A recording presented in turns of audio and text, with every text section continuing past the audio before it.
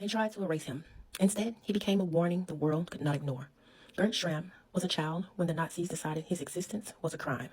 Born in Germany to a black father and a German mother, Gerd grew up in a country that slowly turned against him. As Nazi radical laws tightened, who he was became enough. No threat, no resistance, no wrongdoing, just identity. He was arrested and sent to Buchenwald, one of the most brutal concentration camps in the Nazi system. He was still a boy, surrounded by starvation, beating, terror, and death. Gerd learned too early what hatred looks like when it has power. Most children did not survive Buchenwald. Most Afro-Americans targeted by the regiment did not survive at all. But Gerd did. Not because the system spared him, but because something inside him refused to vanish.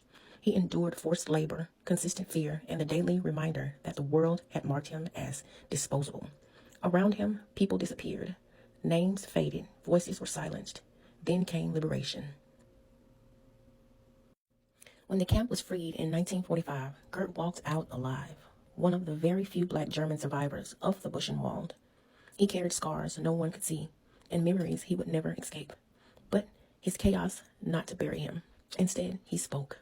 For decades after the war, Gerd Schramm told his story in schools, memorials, and public forums. He didn't speak for sympathy. He spoke for responsibility.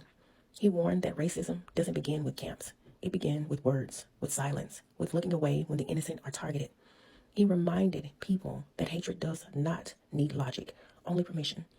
Gerd Schramm did not live as a victim. He lived as a witness, as a reminder that survival itself can be an act of resistance, and that memory is a form of justice.